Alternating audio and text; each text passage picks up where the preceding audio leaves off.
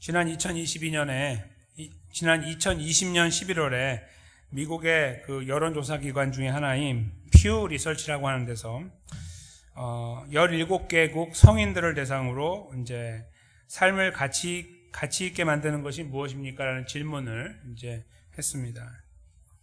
17개국의 평균으로 1위를 차지한 것이 가족이었어요. 28% 가족의 무게를 두고 있는 것으로 집계가 됐어요. 그런데 한국인이 이제 거기에 이제 포함돼서 응답을 했는데 제일 중요한 게 뭡니까 했을 때 물질적인 행복입니다. 다른 말로 하면 돈이죠. 물질이란 고상한 단어 쓸 필요 없습니다. 돈이에요, 그냥 돈. 그렇죠? 돈이 1위예요. 근데 몇 퍼센트냐면 19%. 그리고 그거 말고 칸타 글로벌 모니터라고 하는 그 조사 기관에서 또 한국 사람만 대상으로 해서 작년 6월에 조사한 게 있어요. 가장 중요한 자산이 뭡니까? 뭐 시간입니다, 사람입니다, 뭐 이런 거 있잖아요. 가족입니다, 뭐 이런 거. 뭐 열정, 비전, 뭐 이런 거. 고상한 단어도 다 집어치우고 돈. 53% 끝내주죠. 네. 53%가 돈이 삶을 가치 있게 만드는 이겁니다. 이렇게 말했습니다. 시간은 20% 정도 되고 열정은 19%. 나머지는 거기 끼지도 못하는 것들이죠. 한국 사람들이 이렇게 여러 가지 조사를 해보면은 돈에 그렇게 목말라 한다고 그래요. 그러니까 다른 나라보다 더 많이 돈에 목말라 해요. 한국 사람들이. 이제 어려운 시간을 지나오셨기 때문일 수도 있겠지만 그렇지 않은 나라들이 많이 없기 때문에 그거는 정당화하는 이유는 아닌 것 같아요. 어쨌거나 뭐 나라 이제 인구가 좀 적어서 그런지 아니면 이 매스컴을 통해 파급되는 그 뉴스들 효과가 빨라서 그런지 잘 모르겠으나 유독 한국 사람들이 돈에 대해 많이 목말라 한다 합니다. 이게 이제 여러 가지 조사를 통해 나오는 결과들이에요. 아까 53% 하면 말 다 했죠. 그렇죠? 근데 이걸 가지고 이제 한국 사람들 비난한다. 저는 이제 그런 차원을 말씀드리는 것이 아니고요. 그 연구한 시간이 2021년 작년이기 때문에 분명히 코로나가 작용했을 거예요. 그렇죠? 그래서 이제 그 연구를 좀 더 한 그 결과를 보면은 결국은 사람이 불안하게 되면은 무언가 의지할 걸 찾는데 가장 누구에게 눈치 보지 않고 의지할 수 있는 것은 돈이라고 판단한 것 같아요. 그래서 이제 그 미국 심리학회에서도 옛날에 2014년에 그 닥터 팀 칼서라고 하는 분을 통해서 발표된 게 있는데 사람이 물질에 돈에 의존하게 되는 이유는 불안 요소가 크게 작용한다라고 했던 발표가 있거든요. 연구를 통해서. 그게 여기 부합이 되는 거예요. 그러니까 코로나를 지나면 더더욱 한국 사람들이 돈에 모든 것을 걸게 됐다. 이렇게 이제 말해도 과언이 아니다. 이렇게 생각하게 됩니다. 사회가 갖고 있는 풍토도 많이 작용하는 것 같아요.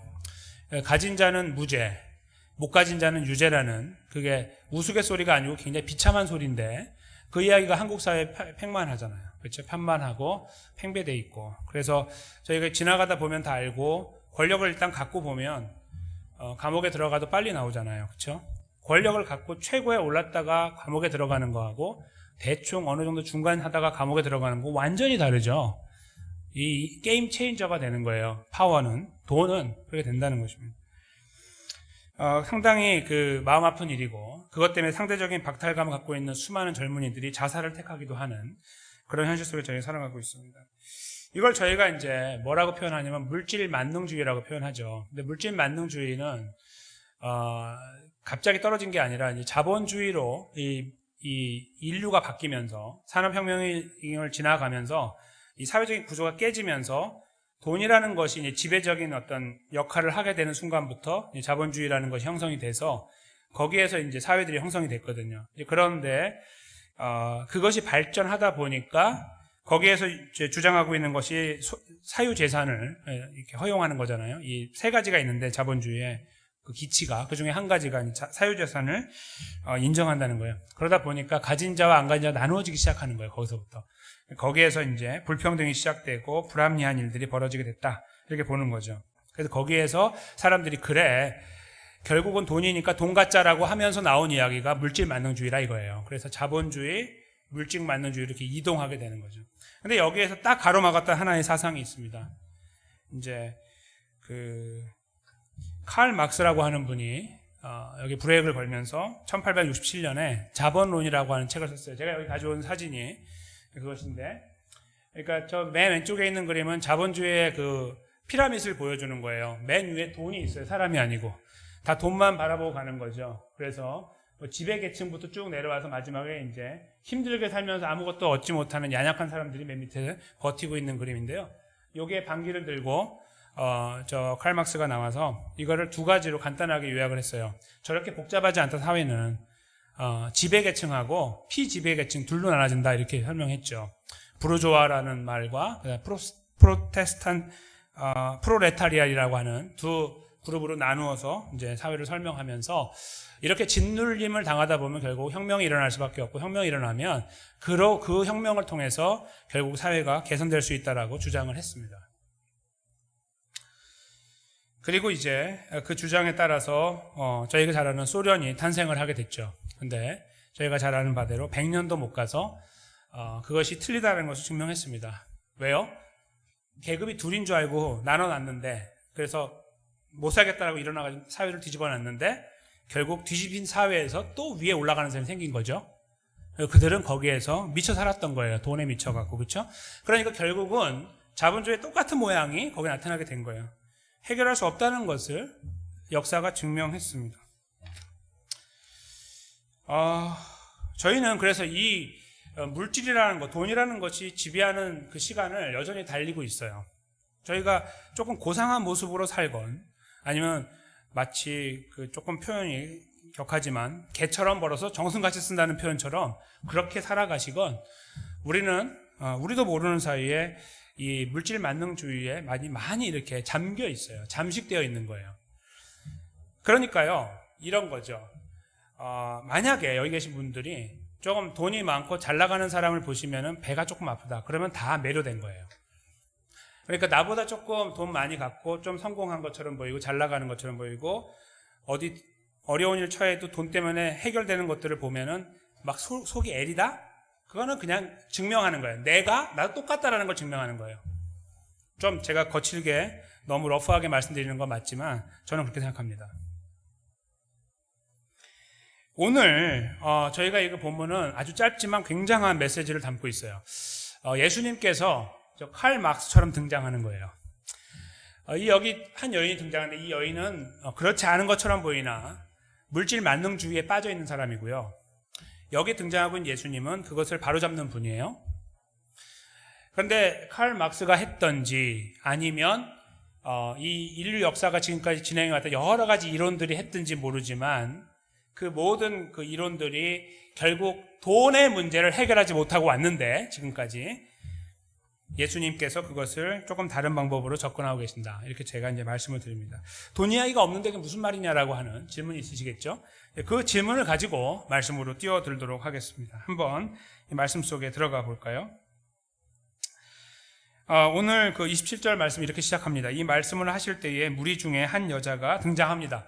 무슨 말씀 하셨는지 앞에 본문을 생각해 보시면 압니다. 귀신을 쫓아내는 일을 예수님이 하시면서 예수님께서 하나님의 능력으로 이 일을 하고 있다라고 말씀하셨죠. 그리고 여기에는 하나님의 나라가 임한 것이다라는 평생 듣도 보도 못한 듣보잡이라고 하는 그런 이야기를 듣고 있는 사람들이에요. 지금 어떠한 위대한 랍비를 통해서 들어보지 못한 이야기예요. 이런 이야기들은 완전 새로운 이야기를 들으면서 우와 이렇게 하고 있을 때, 놀랍다 이렇게 하고 있을 때를 말하는 거예요.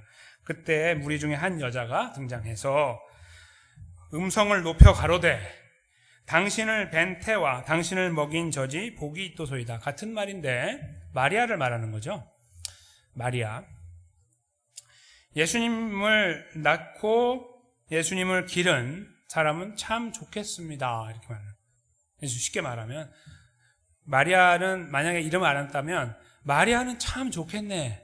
저런 멋진 아들을 둬서, 이런 말이에요. 이게 무슨 그렇게 뭐 물질 만능주의를 갖고 있는 말입니까? 라고 이제 질문하시겠죠? 이 이야기가 어디서 나왔는지를 이제 알아봐야 돼요. 이 여인이 그냥 한 말이 아니고요. 이 말은 그 이스라엘 사람들의 마음속에 저 깊은 곳에 있는 생각을 표현한 거예요. 누구나 동의하는, 많이 들어갔던, 그게 뭐냐면 랍비들을 통해 알려진 이야기인데, 그러니까 당시에 랍비들이 가르쳤던 이야기 중에 이런 이야기가 있어요. 일단 이건 선민 사상을 말하는 건데, 이제 한번 들어보세요. 메시아가 태어나신 시간과 메시아가 탄생하신 태와 그를 보는 세대와 그를 보는 눈이 복되도다. 이런 말이에요. 이걸 가르쳤어요. 그러니까 그들은 지금도 메시아가 오지 않았다고 알고 있었습니다. 당시에도 그렇고 지금도. 그러니까 계속 이 말씀은 지금까지 그들의 귓속에 계속 맴돌고 있는 말이에요. 뭐예요? 내가 이 땅을 사는 동안에 메시아를 보면, 그렇죠? 그가 태어나는 걸 보거나 성장하는 걸 보거나 그가 가르치는 걸 보거나 그러면 내가 복된, 내 눈이 복되다라고 하는 거예요. 틀린 말이 아니겠죠? 당연히 복될 거 아니에요. 우리가 예수를 만난다고 생각하시면 이게 무슨 그리 대단히 나쁜 말입니까? 라고 말씀하실 수 있습니다. 근데 이것은 첫째로는 선민 사상이기 때문에 문제가 있는 거예요. 지금 이스라엘 사람들이 갖고 있는 선민 사상은 뭐냐면 세상을, 아까 저기 칼 막스라는 사람이 저렇게 복잡하지 않다 세상은, 지배하는 사람하고 일하는 사람하고 나눠져 있다고 두 부류로 나눴어요. 뭐 민족이고 그런 거 다 필요 없어요. 딱 둘밖에 없어 세상에. 이렇게. 근데 이들도 똑같아요. 이스라엘 사람들의 머릿속에도 세상에 딱 두 부류밖에 없어요. 이스라엘 사람하고 이방인. 굉장히 악한 생각이죠. 네. 그게 선민사상에 나오는 안 좋은 그 결과인데, 결국 이스라엘 사람들이라고, 우리는 이스라엘 사람이라고 하는 것은 선민, 구원받은 사람이라는 말이 담겨 있는 거고, 그렇지 않은 저 밖에, 이 테두리 밖에 있는 모든 사람들은 한 단어로 설명돼요. 이방인. 이렇게 얼마나 간단해요. 그렇죠? 근데 그 사상이 뿌리 깊이 박혀 있었어요. 지금도 박혀 있죠. 예수님 오시는 당시에 나라가 변변치 못했거든요. 로마의 압제 안에 있으니까 변변치 못한 상황인데도 불구하고 이때에 그들은 이 세상을 갖고서 있었어요. 그리고 그렇게 들어오고 배워온 거예요. 거기다 뭘 배워요? 우리 중에, 이 복받은 사람들 중에, 선민 중에 만약에 오늘 메시아가 탄생한다라고 하면, 그래서 내가 그거 뛰어가서 그거 보면은 내 눈이 복되고 내 삶이 복되다. 이렇게 말을 한 거예요. 그러니까 첫째로는 선민 사상이 담겨 있기 때문에 문제가 있고, 둘째는 그 안에서 예수님을 만난 사람과 만나지 않은 사람을 나누고 있다는 것이 문제가 된다는 것을 말씀드리는 거예요. 이 말을 잘 생각해 보세요. 예수님을 지금 낳은 그 육신의 어머니가 되는 마리아 빼고 사실 이 복이라는 것을 생각할 수 있는 존재는 없어요. 그렇죠? 그러니까 마리아는 참 좋겠네 이 정도에 그치는 것이 아니라 마리아가 더 좋겠네 이런 의미가 되는 거죠. 누구보다요? 여기 계신 분들보다, 저를 포함해서. 당시에는 그 주변에 있는 모든 사람들, 왜요? 저렇게 위대한 예수를 낳았으니까 라고 생각하는 거예요. 구별을 시키고 있는 거예요. 이 말이. 그게 이제 지금 문제가 된다는 겁니다. 구별을 시키지 않고 가면 좋은데 이렇게 비교를 통해서 구별하고 있어요. 비교를 하지 않는 것처럼 보인다? 비교를 하지 않는 게 아니고 비교하고 있는 거예요. 이 말 자체가. 왜요? 다른 여자들은 여기 나와 있는 대로 한 여자가 말하되 당신을 뵌 태가 있고 젖이 있는데 그렇지 않은 태와 젖, 그 모든 여인들이 있을 거 아니에요. 한 명 대 다가 있을 거 아니에요. 이 비교를 하고 있는 거기 때문에 그래요. 그러니까 더 복된 사람 뭐 이런 생각들을 하고 있는 거예요. 이게 한편으로는 그렇게 말할 수 있지 않을까 생각하지만 예수님의 다음 답변으로 가면 이것이 문제가 얼마나 큰 거를 알게 돼요. 즉 만약에 더 복을 받고 덜 복을 받고가 자꾸 계산되는 어떤 상황에 우리가 처하게 되면 우리도 모르는 사이에 더 복을 받고 싶은 마음이 생겨요. 덜 받고 싶은 분 계세요? 만약에 더 복이 많은 게 있고 적은 게 있다라고 하면 다 우리는 더 많은 복을 향해 가고 싶은 마음이 있지, 나는 됐으니까 나는 그만두시오라고 하고 난 뒤로 가겠습니다 하는 분들은 아마 안 계실 거예요. 거의. 아주 드물게 계시거나. 그렇죠? 그래서 이 분이 말한 이야기는 만약 그 말에 저희가 매료당하고 그 말에 동의한다면 우리도 모르는 사이에 그 비교하는 거에 우리가 쉽게 노출되어 있다는 것을 알게 돼요. 아니 뭐 그렇게 말할 수도 있지 뭐 그 사람이 더 복된 거 아닌가? 이렇게 말할 수 있는 거예요. 사실 마리아가 이 처음에 수태고지를 받을 때에 너 예수를 낳을 거야 라고 하는 천사로부터 메시지를 들을 때에 깜짝 놀랐다가 나중에 그걸 받아들인 다음에 그가 말했어요. 사람들이 나를 복되다 할 겁니다. 자기가 제가 지금은 이렇게 힘들고 어려운 시간이 지나지만 나중에 사람들이 나를 복되다 하겠습니다라고 스스로 고백을 하는 장면이 나오는데 사실 그것을 여기서 이루었다고 볼 수도 있는 거예요. 그러니까 마리아는 참 복된 사람은 맞는 거예요. 그렇죠? 한편으로. 그런데 그러면요, 저희들의 머릿속에 이런 생각이 드는 거예요. 복된 사람이 많이 있는데 마리아가 저희보다 위에 있는 거예요. 이렇게. 왜냐하면 그분은 예수님을 낳았으니까. 예수님을 키웠으니까. 우리도 모르는 사이에 그런 벽이 생겨요. 그리고 이것은 왜 자본주의 문제가 여기 연결되어 있냐면 가진 거냐 그렇지 못한 거냐가 이 말 속에 담겨 있기 때문에 그래요. 더 갖고 있느냐 더 그렇지 못하느냐, 더 이루었느냐 그렇지 못하느냐, 만났느냐 못 만났느냐, 이게 나오기 때문에 그런 거예요. 이게 사실은 돈하고 문제가 없어 보이나 사실 이 이야기가 바로 돈과 연결돼서 자본주의, 물질 만능주의가 되는 거예요. 우리도 모르는 사이에 비교가 되는 거예요. 나는 어느쯤에 있는가, 나는 어느 정도, 나는 중간인가, 처져 있는가, 앞에 가고 있는가, 이런 것들을 우리도 모르게 이 말씀 속에서 계산해낼 수 있는 거예요. 한번 생각해 보세요. 마리아가 오늘 등장했습니다. 그러면 예수님의 형제들은 어때요? 예수님의 형제들이 있었거든요. 동생들이죠. 남동생들, 여동생들이 있었어요. 성경에 그 이름이 기록되어 있죠. 그러면 마가복음 6장 3절에 기록되어 있는데 야고보, 요셉, 유다, 시몬, 동생이 4명이나 있어요. 그리고 여자 누이들 동생들이 있고. 그러면 예수님 이후에 난 이제 육신의 관계를 통해 난 자녀들이죠. 그러면 한 집에서 30년 가까이 살았단 말이에요. 먹고 마시고, 그렇죠? 놀고 싸우고 막 이러고 살았겠죠. 그런 가운데 있던 예수 우리 형이야 이렇게 말하는 사람 어떻게 되는 거예요? 그렇죠? 이게 클래스가 생기는 거예요. 이 격이 생기는 거예요. 어머니는 일단 저 위에 있는 거예요. 왕비처럼 딱 있고 그 아들들하고 이렇게 뭐 요새 옆에서 난 그래도 아버지인데 거기 딱 끼고 자녀들 딱 동생들 다 들어오고 이렇게 되면 이게 피라미드처럼 이렇게 형성이 되는 거 보이세요? 이렇게. 그 다음에 그러면 제자들이 가만히 있겠어요? 우리는 뭡니까? 이렇게 말하겠죠. 우리는 이렇게 해서 12명 딱 가세하고 이렇게 생겨요. 피라미드. 그러면 제자들이 50명만 아니라 70명으로 늘고 500명은 늘거든요. 그러면 어떻게 돼요? 이런 큰 사다리가 생기는 거예요. 피라미드가. 그리고 우리는 어디 있어요? 우리는 저기 아래 있죠. 저기. 예수님 냄새도 맡지 못한 사람들, 성경을 통해 예수님은 저기 밑에 이렇게 있는 형태가 생기는 거예요. 그래, 참 이 사람들 좋았겠다. 예수님 만나고 이렇게 생각하고 있는 거예요. 그런 생각이 이스라엘에 지배적으로 있었고 그렇게 말하고 있는 거에 이 여인도 동조된 상태에서 이야기를 한 거예요. 다시 말씀드리면 아까 제가 말씀드렸잖아요. 돈 가진 자가 저 위에 올라가서 범죄를 저질렀을 때 쉽게 풀어날 때 저 나쁜 사람 라면서 나도 돈이 많으면 저렇게 되겠지라고 생각할 때, 아니면 그것이 부럽거나 이럴 때 이미 우리가 동조됐다고 말씀드린 거, 이 여인이 지금 그 동조된 생각을 갖고서 말하고 있는 거예요. 이스라엘에 팽배되어 있는 그 생각에 들어왔기 때문에 누구로부터 왔는지 모르나 이 생각에 지배적인 사람들이 그 대표로 말한 거예요. 참 좋겠네요. 옆에 있는 사람이 그럴 거예요. 맞아. 잘 말했어. 얼마나 좋을까 그 사람. 이렇게 말한 거예요. 동조되고 동화돼서 그 생각 속에 자기가 그 상대적인 박탈감을 갖고 있는 상태에서 이야기하는 그런 모양이 여기에 존재하고 있다고 봅니다. 그런 의미에서 이 선민사상을 갖고 표현하는 이 여인의 말에 예수님께서 제동을 거실 수밖에 없었던 것이죠. 그래, 네 말이 참 맞다. 그래, 가자, 다른 곳으로. 이렇게 안 하고 예수님이 이 말씀을 코렉션, 잡아주시는 거예요.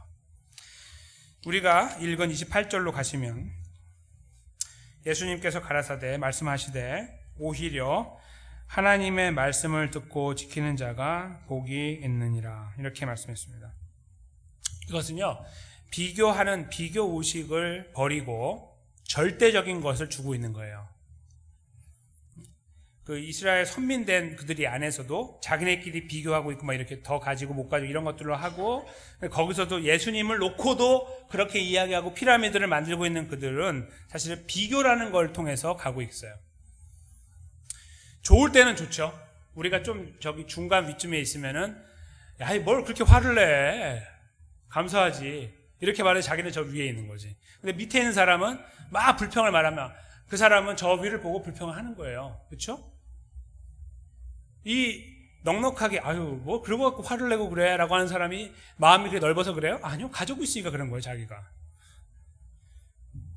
그 비교, 이것을 지킬 것이냐 말 것이냐를 예수님이 지금 딜을 하는데 그걸 완전히 타파하시고 새로운 길을 여시는 건데 절대적인 거. 이거는 상대적인 거고 이건 절대적인 것을 말씀하고 계시는 거예요. 다시 말씀드리면 비교할 필요가 없는 것을 말씀하고 있다는 거예요. 서로 비교하지 말아야 될 것과 비교할 수도 없는 것을 기준으로 갖고 오신 거예요. 그게 바로 하나님 말씀인 거예요. 그렇다면 하나님 말씀을 여기에서 저희가 어떻게 이해할 수 있을까요? 말씀을 먼저 듣는다는 것을 어떻게 이해할 수 있을까요?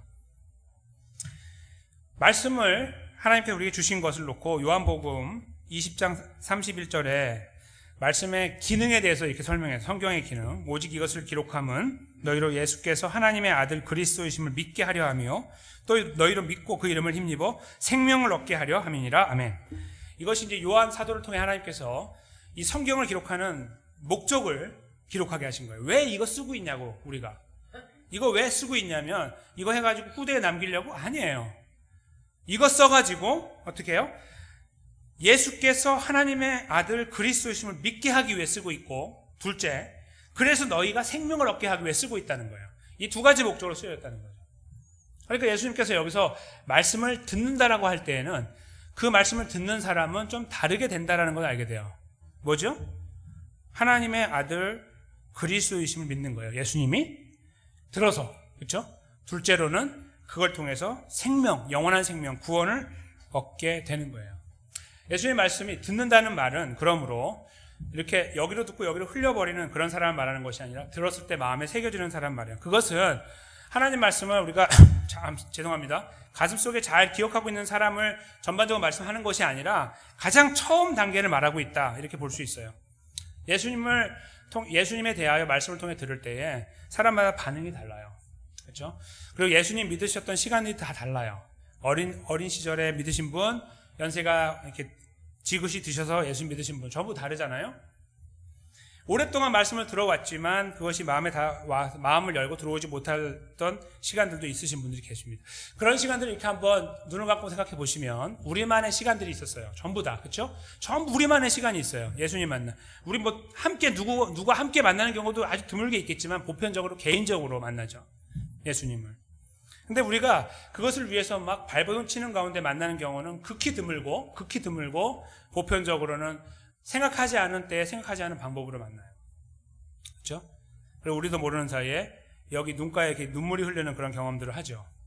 그거는 누가 하라고 해서 하는 것도 아니고 때려서 하는 것도 아니고 뭐 협박을 해서 할 수가 없는 문제예요. 그렇죠? 우리가 주님을 만났을 때 주님이 우리에게 그렇게 주시는 은혜 가운데서 경험하게 되는 우리만의 것입니다. 거기에 어떤 이 경험에 높고 낮음이 있을까요? 더 귀하고 낮은 것이 있을까요? 천만의 말씀 없죠. 누구나 그 생명의 그 회복의 역사를 경험하는 순간은 누구에게나 귀한 거예요. 그것이 짧은 순간 몇 초 만에 이루어졌건 몇 시간, 며칠, 몇 달이 걸려서 이루어졌건 관계없이 우리에게는 그것이 가장 소중한 시간이었습니다. 다시 말씀드리면 생명을 얻게 하는 말씀을 주신 것을 듣는다고 하는 의미는 여기 한쪽으로 듣고서 한쪽으로 흘리는 간과하는 그런 어떤 시간을 말하는 것이, 그런 모양을 말하는 것이 아니라 제대로 듣는 것을 말하는 거예요. 우리의 노력이 아니라 하나님의 능력으로, 성령 하나님의 역사로 말씀을 듣는 것을 말한다는 거예요.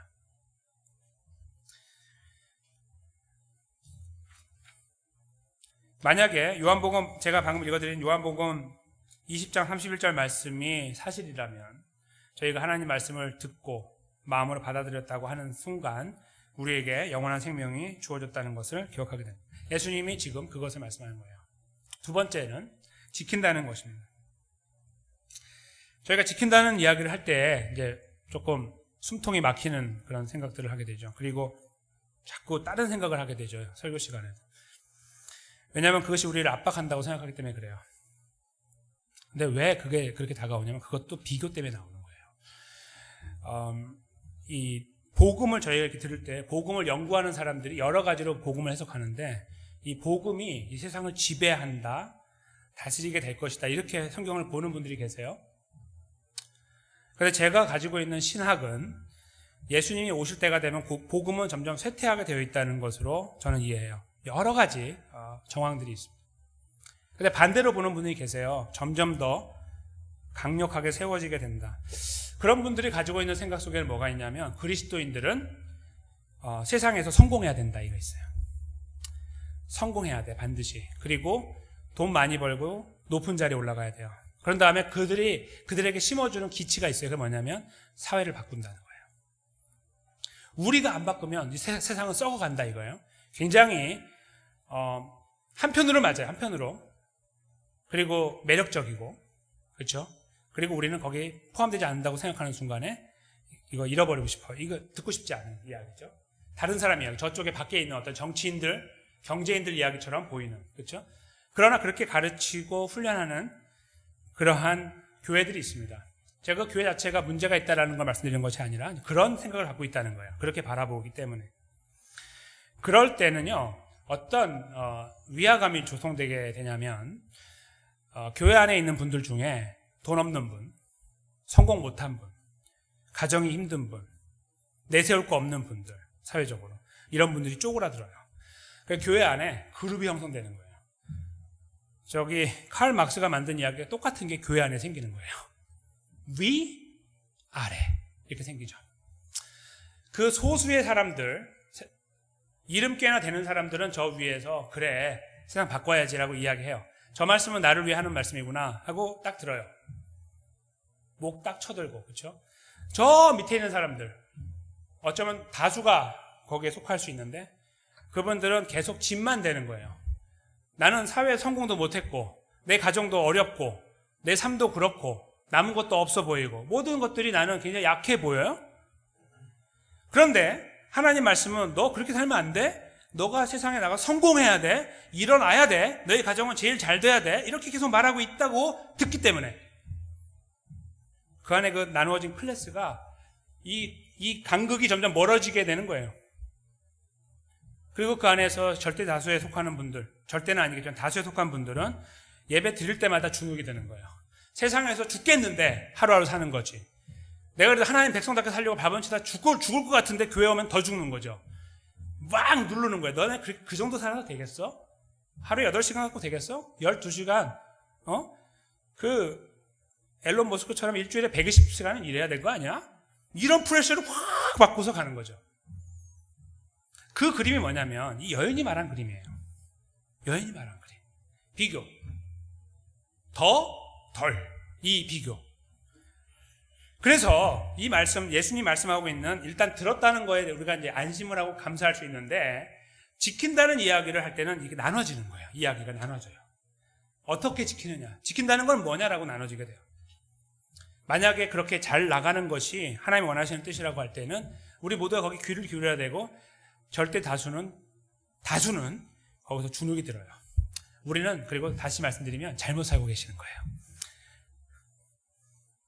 그렇게 사시면 안 돼요. 이렇게 되는 거예요. 지금 무슨 일 하십니까? 이렇게 물어보고요.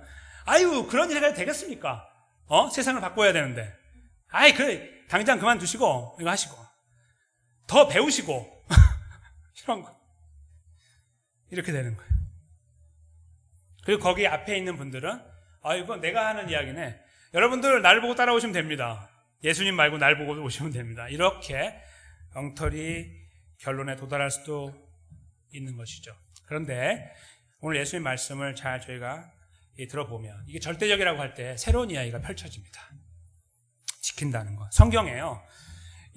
저희가 성경을 압축해가지고 이렇게 요약을 하면 그 두 가지로 이렇게 요약이 돼요. 구약과 신약이 다 똑같아요. 그게 뭐냐면 하나는 설명이라고 쓸 수 있어요. 한국말로 하면 설명. 또 하나는 명령이에요. 잘 한번 성경을 읽어보세요. 제 말씀이 이제 얼마나 정확하게 들어맞는지. 성경을 보면 설명하고 명령으로 구성되어 있어요. 하나님은 이게 두 가지만 항상 말씀하세요. 설명은 뭐냐면 하나님이 세상을 만드셨다. 주인이다. 그리고 우리를 구원하셨다. 하나님의 백성을 택하셨고 구원하셨다. 이런 이야기들이 설명이에요. 거기에는 사람이 아무것도 관여하지 않았어요. 다 하나님이 하신 거예요. 그 다음에 명령이 주어져요. 그 명령은 이 설명을 바탕으로 주어지는데 설명의 끝자락에 뭐가 있냐면 내가 너를 구원했다. 이 이야기가 나와요. 구약도 신약도. 그게 무슨 말씀이냐면 오늘 여기에서 듣는다는 이 말씀했잖아요. 그 듣는다는 그 부분에 해당되는 것이 설명이에요. 우리가 하나님의 은혜로 구원받았다. 여기까지가 설명인 거예요. 그런 다음에 나오는 또 하나의 파트가 명령인데 그러기 때문에 너 있잖아. 구원받았잖아. 너 하나님의 딸이고 하나님의 아들이잖아.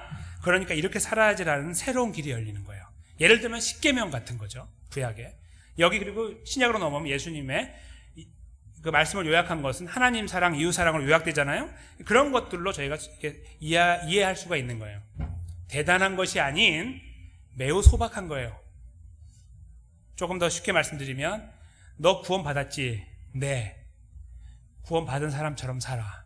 이게 말씀을 지킨다는 진정한 의미라는 거예요. 성경의 전체 흐름 안에서 하나님께서 늘 말씀하셨던 그 두 흐름으로 이 말씀을 재단해서 읽어야만 돼요. 다른 이야기가 아닌 거예요. 뭐 이렇게 하고 저렇게 하고 뭐 큰 거 하고 대단한 거 하고가 아니라 너 오늘 그래서 욕 몇 번 했어 살면서. 너 옆 사람한테 너 손가락질 몇 번 했어? 너 운전하면서 욕 몇 번 했어? 이런 거 물어보는 거예요. 10번 했는데요. 줄여! 이렇게 말하는 거예요. 그게 여기서 말하는 말씀을 지킨다는 말에 우리 레벨로 내려와서 우리가 이해하도록 만드는 말씀을 지킨다는 의미가 된다는 거예요. 왜 그걸 지켜야 돼요? 쟤도 나한테 욕하는데 너는 내 아들이잖아. 이렇게 말씀하시는 거예요. 그래서 설명과 명령이 절대로 떨어지지 않고 함께 움직이고 있는 거예요. 어쩔 때는 명령을 먼저 해요. 너 착하게 살아야 된다. 너 선하게 용서하며 살아야 된다. 품어야 된다라고 해요. 저 사람이 먼저 하라고 하세요 라고 할 때 내가 너를 구원했잖아 이렇게 말하거나 아니면 내가 너 같은 것을 구원했는데 그러니까 이렇게 살아야 되지 않겠니? 라고 와요. 이 두 가지가 왔다 갔다 하면서 성경 속에 모든 것을 형성하고 있습니다. 예수님이 여기서 오늘 그 아주 큰 스토리를 요약해서 설명하고 있는 거예요. 이건 절대적인 거예요. 왜요? 사람마다 다르니까. 처한 환경마다 다르니까. 하나님이 여기서 그래 너 얼마나 이루었는지 보자고 삶을 계산하고 계시는 게 아니에요. 하나도 없어요. 그죠? 너 예수 그리스도를 믿는 믿음 갖고 있어? 라고 물어보는 것으로 시작하는 거죠. 갖고 있습니다. 제가 노력해서 받은 거 아닌 거 다 알고 있습니다. 우리가 지식적으로 쭉 말할 수 있습니다. 하나님 은혜로 받은 거 알고 있습니다. 라고 말할 때 그러면 말이야 너 내가 원하는 대로 살아야 되지 않겠니? 라고 말씀하는 거예요. 그게 바로 예수님께서 말씀하시는 진정한 더 복된 오히려 복된 걸음이라는 것입니다. 이것은 절대적인 거예요. 북한에 있는 성도들도 지킬 수 있는 겁니다. 지금 전쟁통에 있는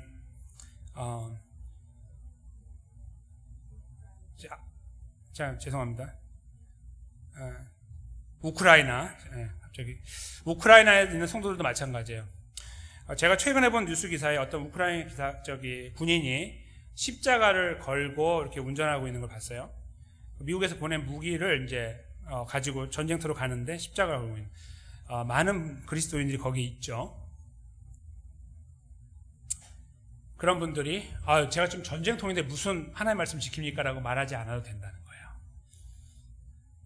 서로 동료 간에 격려하고 사랑하고 내가 배급 2개 받았는데 제가 나보다 더 몸도 크고 더 필요할 것 같으면 하나 더 주는 거 이런 것들이 다 keep it, 지키는 거 그거에 다 해당되는 거예요. 소박한 거예요. 정말 소박한 거. 그것을 예수님께서 오늘 절대적인 말씀으로 주고 계시는 거예요. 이것이 오히려 복된 사람이다 라는 겁니다.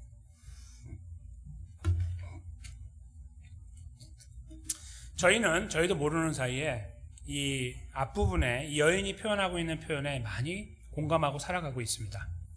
아까 말씀드린 것처럼 나는 그 물질 만능주의 나는 그거 아주 배척합니다. 나는 그거. 근데 배가 굉장히 아파. 문제가 있는 거라고 말씀드린 거죠. 그거 한번 생각해 보세요. 그게 정말 맞는 말씀인지 저는 그렇게 생각해요. 저는 문제가 있다고 생각해요. 그러니까 배가 아픈 거예요. 그렇지 않으면 그러거나 말거나 필요 없는 거죠. 근데 괜히 배가 아프면 그래도 나도 갖고 있으면 저 정도는 할 텐데 라고 생각하기 때문에 그렇게 나오는 거 아니겠어요? 동조하고 있다고 생각해요. 아니라고 하시면 할 수 없지만 근데 저희가 그 생각 속에서 우리도 모르는 사이에 그리스도인의 삶을 그렇게 평가하려고 해요. 심지어는 많이 이룬 사람, 적게 이룬 사람이 교회 안에서 대립합니다. 더 가진 사람과 못 가진 사람이, 가정이 넉넉하고 풍성한 사람과 가정이 무너진 사람이 대립합니다. 서로 상종하고 싶지 않아 하죠. 대화도 섞고 싶지 않은. 교회 규모가 크면 클수록, 공동체가 커지면 커질수록 가지수가 늘어나게 되겠죠. 그러나 그걸 딱 두 개로 나누면 딱 두 개밖에 없는 거예요. 그렇게 한 부류와 그렇지 않은 부류. 부딪히고 있는 거예요. 예수님이 이거 바라보실 때 얼마나 가슴이 찢어지시겠습니까? 이건 교회 모습이 아니라고 말씀하겠죠. 그들이 구원받지 않았다는 말씀이 아니에요. 구원받았는데 그렇게 사는 거예요. 거기 매료돼가지고. 우리가 그렇게 사랑하고 살아요. 돈이 모든 거라고 생각하고 살고, 우리도 모르는 사이에 그 길로 가고 있으며, 나는 아니라고 손살에 치고 있지만 나도 거기 있는 거예요. 이렇게. 그러니까 거기에 서가지고 또 비교하기 시작하거든요. 서로 보고 있는 거예요. 그것이 꼭 돈이 아니라 여러 가지 것이 되겠죠. 근데 어떤 분들은요, 예수님 믿으시는 가운데 아주 부유하게 세워지는 분들이 계시고 그렇지 못한 분이 계십니다. 하나님께서 특별하게 그냥 그분을 사용하기 위한 그냥 그런 일이에요. 우리가 못났기 때문에 나는 1개 주고 저 사람은 1000개 준 게 아니라 그냥 하나님 그를 통해서 뭔가 일을 하시려고 한 것 뿐이잖아요. 예수님은 그렇게 우리의 시각을 이렇게 옮겨가려고 하는 거예요. 자꾸 거기 1000개 가진 사람 보지 마. 너 1개 갖고 있는 너 나 봐. 이렇게 자꾸 나만 봐. 이렇게 하나님, 예수님께서 여기서 알려주고 계시는 거예요. 그리고 그 봐야 되는 진정한 내용은 하나님께서 우리에게 허락하신 구원이라는 것을 말씀하고, 구원받은 사람으로 살아가는 거에 집중하는 것이 하나님께서 계산하시는 일이다. 계산하시는. 하나님의 나라에서 우리가 하나님 앞에 섰을 때 우리 상급을 계산하시는 그 계산하시는 일이에요. 북한에 있는 사람들이요, 하나님을 사랑하는 분인데 우리처럼 경제활동 합니까? 천만의 말씀. 헌금을 어떻게 하겠습니까? 그분들이. 헌신을 어떻게 해요? 그럼 하나님은 어떻게 평가하실 거예요? 야, 너 대한민국에 태어난 너는, 미국에 태어난 너는 여기서 경제활동하고 너 잘했어. 저 북한에 있는 쟤는 뭐냐? 이렇게 하시겠습니까? 그럼 북한에 태어난 사람들은 진짜 재수가 없어도 그렇게 없을 수 없는 거죠. 무슨 하나님의 은혜고 무슨 하나님의 섭리고 다 필요 없는 거죠.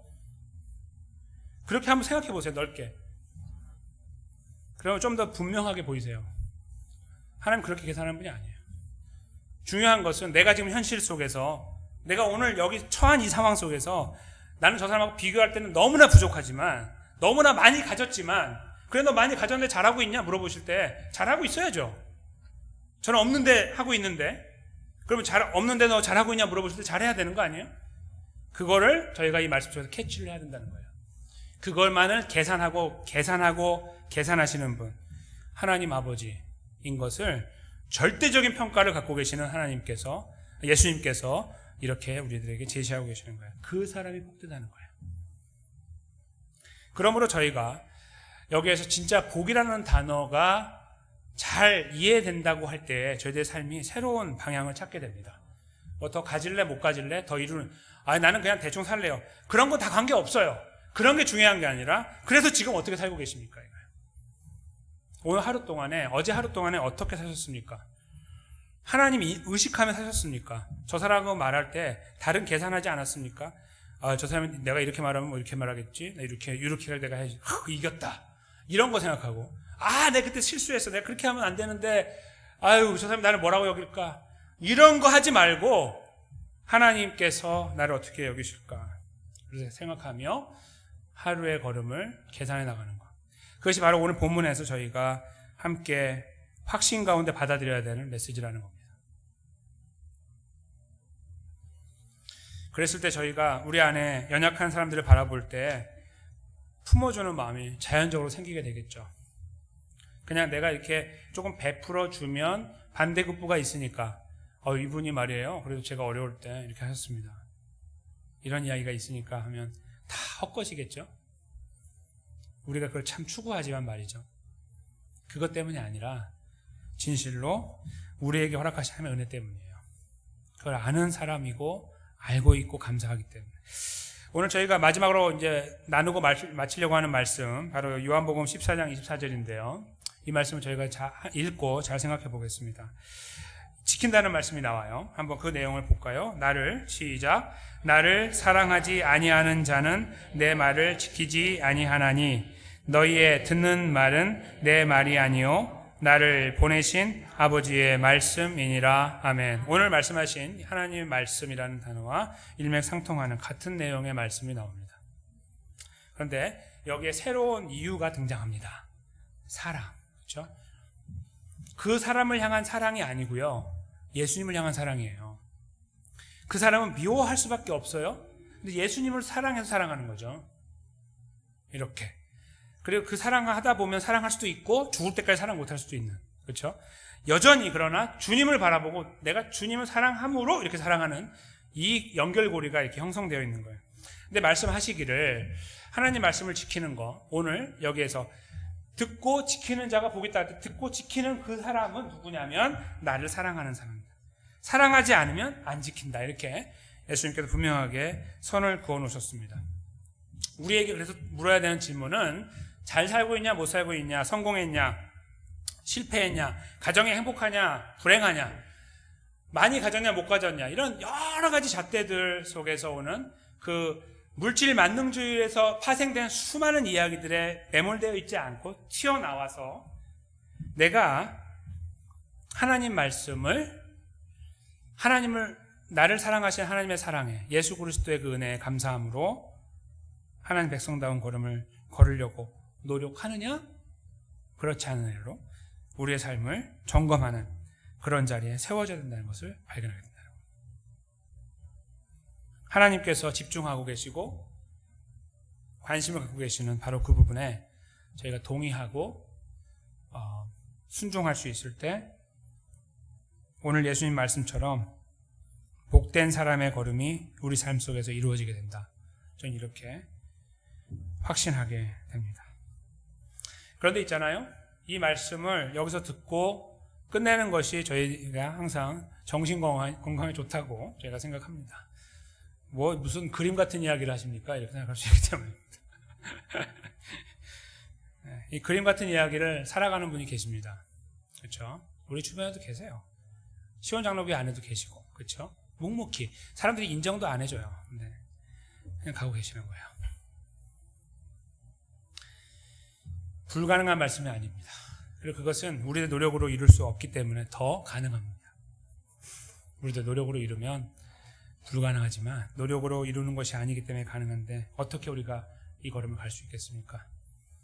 내 먹고 사는 문제도 힘든데 우리를 구원하신 예수님을 바라볼 때 우리 정신이 번쩍 들고 나를 이렇게 연약한 나를 사랑하시는 그 사랑 앞에 설 때에 정신이 번쩍 듭니다.